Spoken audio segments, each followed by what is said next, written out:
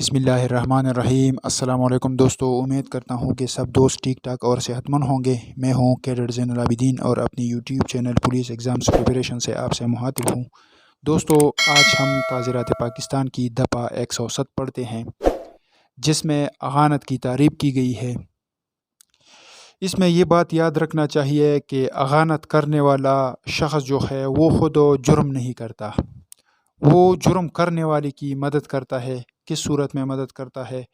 اس کو پیسے دے کر اس کو کوئی دیگر سہولیات مہیا کرتے ہیں، اس کو اس جرم کے لیے اکساتے ہیں، اس کی مدد کرتے ہیں، اس شخص میں اس جرم کے کرنے کا جذبہ پیدا کرتے ہیں، اسی سواریاں مہیا کرتی ہے، یا اسی رہائش کی صورت میں اس کی مدد کرتا ہے، یا اسی اسلحہ وغیرہ جو ہے فراہم کرتا ہے، یعنی ڈائریکٹ یا انڈائریکٹ اس کی مدد کرتا ہے۔ تو اس میں یہ بات یاد رکھنا ہے کہ اغانت کرنے والا خود اس میں جو ہے مدد نہیں کرتا، کسی شخص کو کسی کام کرنے کی ترغیب دیتا ہے، کسی کام پر اس کو اکساتا ہے۔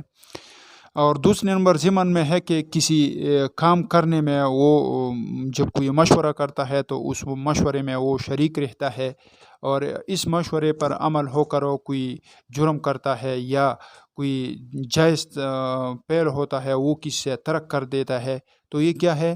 یہ بھی اعانت کی تعریف میں آتا ہے۔ تیسری نمبر ضمن میں ہے کہ کسی ناجائز فعل میں قصدن مدد کرتا ہے۔ اگر کوئی شخص ہے وہ جانتا ہے کہ یہ فعل غیر قانونی ہے، یہ ناجائز ہے، اور پھر بھی قصدن یعنی دیدہ دانستہ طور پر اس کی مدد کرتا ہے، تو یہ کیا ہے؟ یہ بھی اعانت کی تعریف میں آتا ہے۔ یا اس سے کوئی فعل ترک کر دیتا ہے، کوئی سرکاری ملازم ہے، وہ اپنے فرائض منصبی جو ہے ادا کر رہا ہے اور اس سے وہ ترک کر دے، یا اس سے وہ فعل جو ہے ترک کرنے میں کسی کی مدد کرے، تو یہ کیا ہے؟ یہ بھی اعانت کی تعریف میں آتا ہے۔ اس کی ایک مثال دیتے ہیں۔ فرض کرے ایک شخص ہے، اس کا نام الف ہے اور دوسرے کا نام بے ہے۔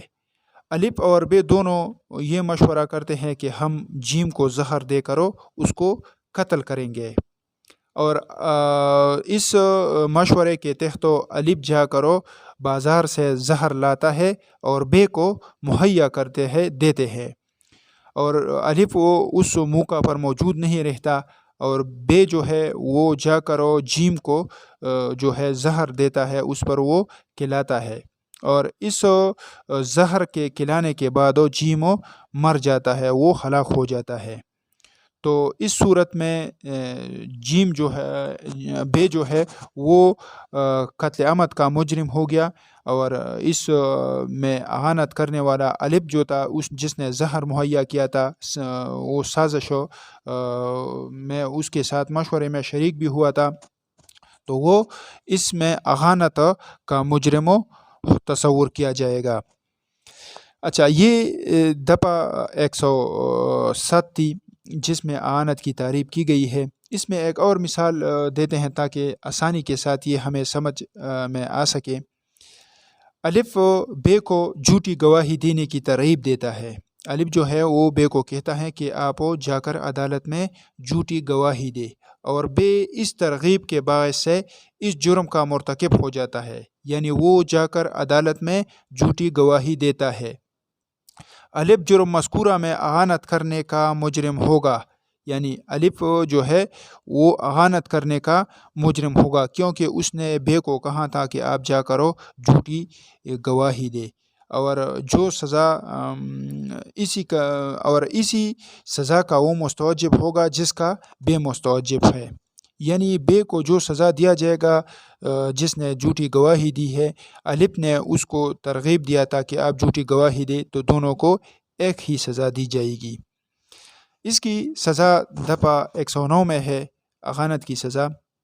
تو اس میں یہ لکھا ہے کہ اگر کوئی شخص اعانت کرتا ہے اور اس اعانت کے باعث وہ پیل واقع ہو جاتی ہے، وہ پیل کرتا ہے، تو اگر اس پیل کے اعانت کرنے کے لیے کوئی سزا مقرر نہ ہو، یعنی اگر اس کام کی اعانت کے لیے کوئی علیحدہ سیکشن نہ ہو، تو تب دفعہ 109 کے تحت اسے سزا دی جائے گی، اور جو سزا جرم کرنے والے کے لیے مقرر ہو وہی سزا اس اغانت کرنے والے کو دی جائے گی۔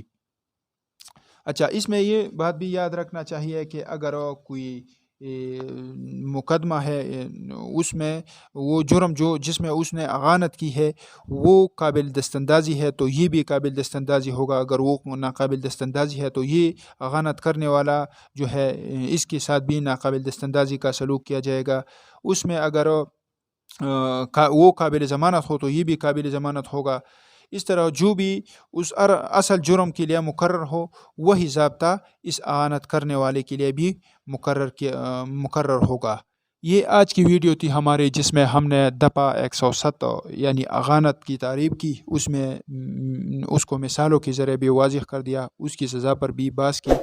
تو انشاءاللہ اس سے آگے جو دبات ہے اس پر بھی مختصر بحث کریں گے۔ اگلی ویڈیو میں آپ کے ساتھ ملاقات ہوگی، تب تک کے لیے مجھے اجازت دیجیے۔ خدا حافظ۔